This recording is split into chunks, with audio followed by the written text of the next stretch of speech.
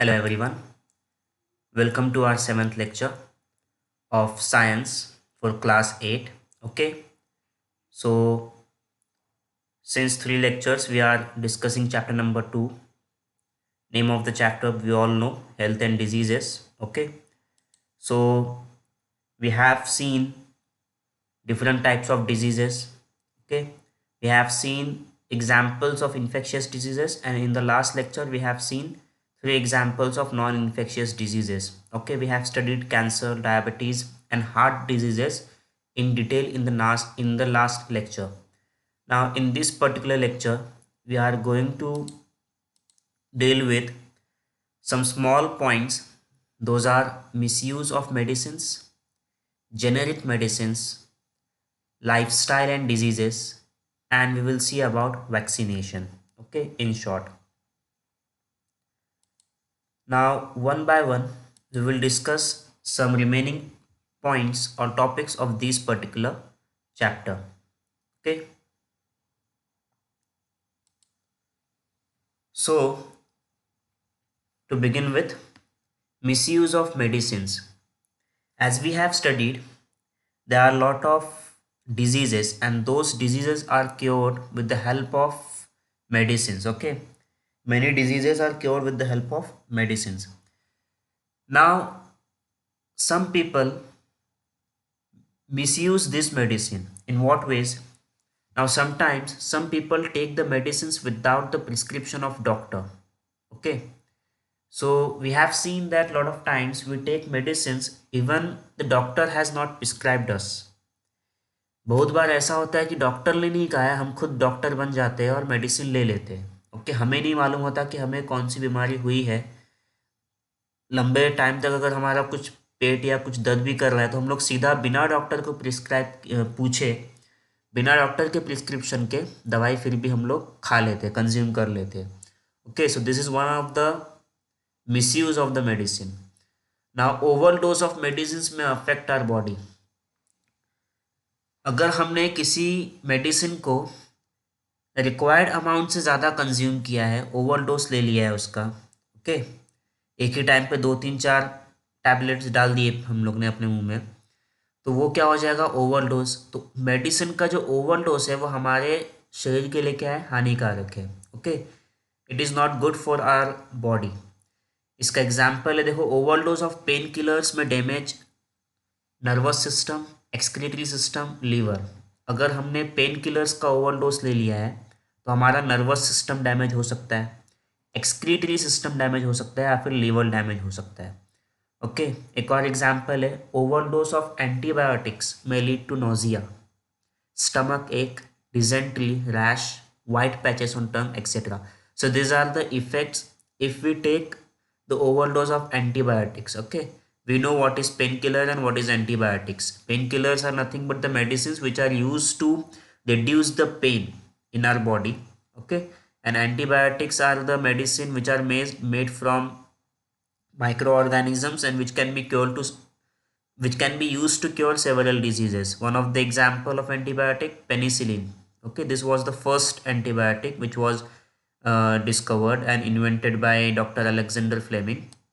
Okay, so penicillin is example of antibiotic. So if we take overdose of those medicines, our body is going to be damaged. Okay, so these are some ways by which some people misuse the medicines. Okay, now next point is generic medicines. We have seen that some of the medicines or mostly medicines are very costly. Now these costly medicines can be obtained in a low price. Okay, अब medicine बनाने का जो formula है वो क्या है, वो फैल गया है. सबको मालूम है कि कौन सी मेडिसिन बनाने के लिए कौन सा फॉर्मूला होता है. तो बहुत सारे इंडस्ट्रीज जो है वो डुप्लीकेट मेडिसिन, मतलब कि एक पर्टिकुलर फार्मूला जो मार्केट में है, आया है, फॉर एग्जांपल पैरासीटामोल. तो पैरासीटामोल सिर्फ एक या दो कंपनीज तो बनाती नहीं है, बहुत सारे फार्मास्यूटिकल कंपनीज है जो पैरासीटामोल तैयार करती है. वो क्यों तैयार कर पाते हैं? क्योंकि उनके पास पैरासीटामोल बनाने का जो फॉर्मूला है वो अवेलेबल है। ओके, तो ऐसे बहुत सारे कंपनियां हैं, जो वो कंपनीज है, फार्मास्यूटिकल कंपनीज, जो ये मेडिसिन तैयार करते हैं। अब जेनेरिक मेडिसिन मतलब क्या? General medicine. Okay, these are manufactured and distributed without any patent. ये बनाने के बाद इसका पेटेंट नहीं निकाला जाता है। ओके, इसको क्रॉस चेक नहीं करवाया जाता है गवर्नमेंट एजेंसी से मोस्ट ऑफ द टाइम।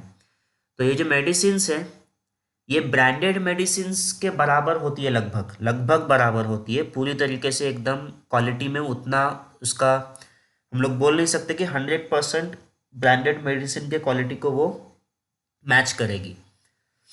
लेकिन ये जो मेडिसिन है, जेनेरिक मेडिसिन, वो ठीक ठाक क्वालिटी में होती है और उसका प्राइस क्या होता है?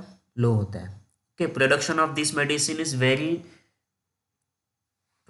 cost of this medicine is very low due to fewer expenses on research as their formula is readily available। अब क्या है कि ये मेडिसिन के फॉर्मूला जो है वो readily available होते हैं, और इसलिए रिसर्च का जो खर्चा होता है वो बच जाता है, और उस वजह से ये मेडिसिन का जो प्रोडक्शन कॉस्ट है वो क्या होता है?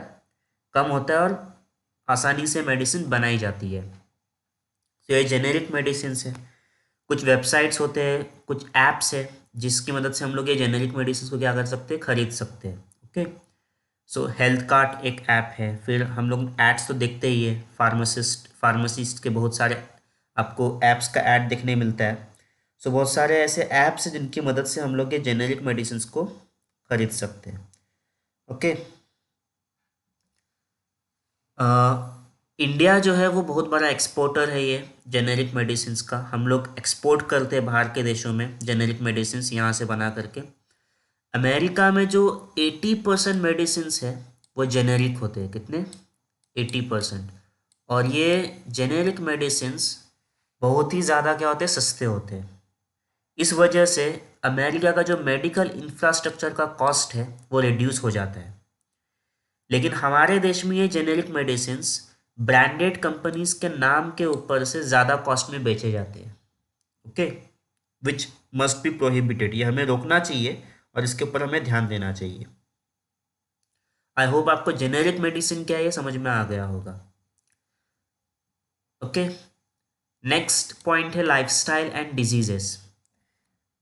Most of the diseases that occurs in human body are due to the corrupted lifestyle। Okay, now we can see that lifestyle includes the daily routine and the type of food। हमारा रोजमर्रा का जो routine है, daily routine है, और हम क्या खाते हैं, ये किस में इंक्लूडेड है? लाइफस्टाइल में। यही हमारी लाइफस्टाइल होती है। Nowadays habits like staying in bed till late morning and going to bed late in night, frequent changes in meal timings, lack of physical exercise, consumption of junk food, etc etc।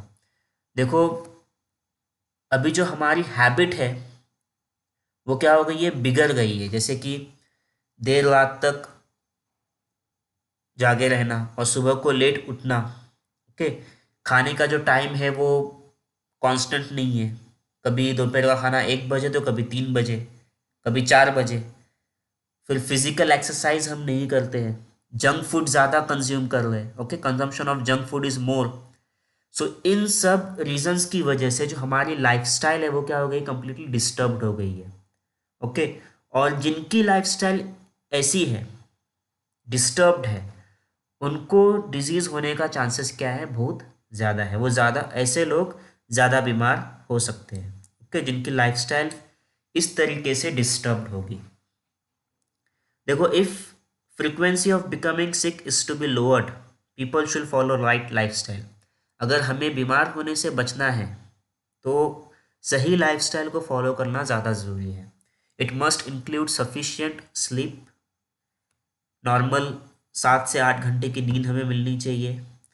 जो हमारा खाना है वो सही होना चाहिए, right food में fibre content, vitamins, ये सब होना चाहिए। ओके, हमें एक्सरसाइज करना चाहिए। We have to perform exercise, yogasana, pranayama, physical exercise जो है वो हमें परफॉर्म करना चाहिए। और फिजिकल एक्सरसाइज जब हम लोग करते हैं, जब हम एक्सरसाइज कर रहे हैं, कसरत कर रहे हैं, तो वो भी हमारे कैपेसिटी के हिसाब से होनी चाहिए।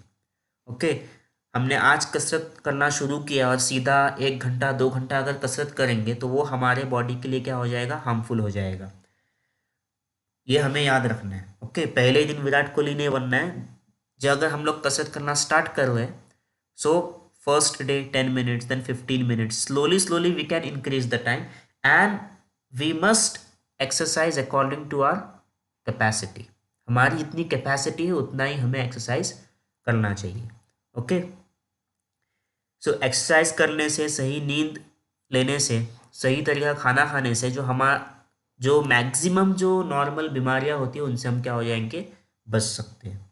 Okay, so this is about lifestyle and diseases. Now last but not the least, vaccination. Okay, we have been hearing this word since month now. So vaccination क्या है? It is an important measure to prevent the infectious diseases. देखो, ये बहुत ही ज़्यादा important होता है infectious disease से बचने के लिए। ओके, ऐसी बीमारियां जो पैथोजेंस की वजह से लगती है, जो एक बॉडी से दूसरे बॉडी को कांटेक्ट में आने की वजह से फैल सकती है, ये जो इन्फेक्शियस डिजीजेस हैं, इनसे बचने के लिए वैक्सीनेशन क्या होता है, ज़रूरी होता है। जैसे कि हम सब लोगों ने एक वैक्सीन तो पहले ही लिया है। ओके, पोलियो वैक्सीन मालूम होगा। ओके, बहुत सारे वैक्सीन का हमें नाम मालूम होना चाहिए। पोलियो वैक्सीन तो हम लोग ने सब के 3 से 4 साल तक के बच्चों को दिया जाता है ये polio vaccine.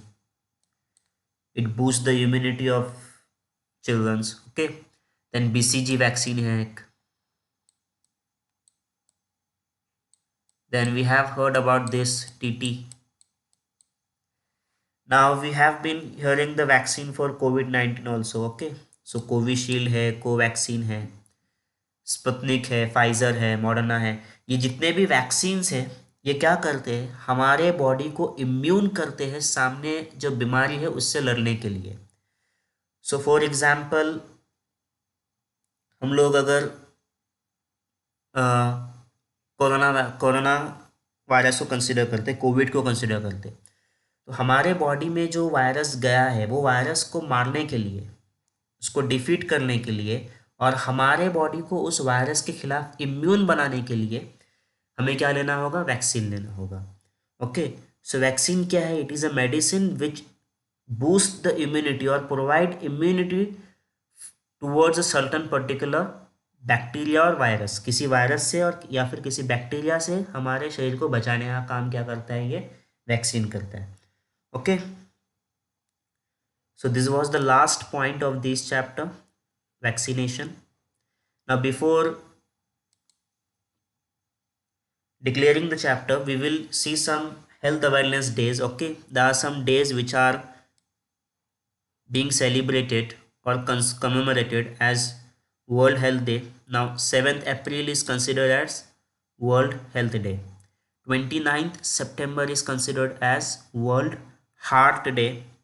14th June, we commemorate 14th June as World Blood Donation Day. Okay, and on 14th November, World Diabetes Day is considered. Okay, these days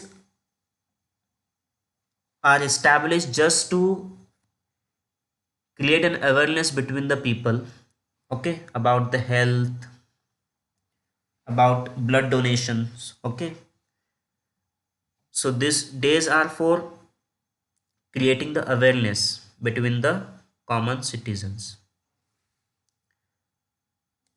Now this chapter number 2, health and diseases, is completed by this lecture. Your homework is going to be, you have to complete the exercise of this chapter. Now in the next lecture we are going to start our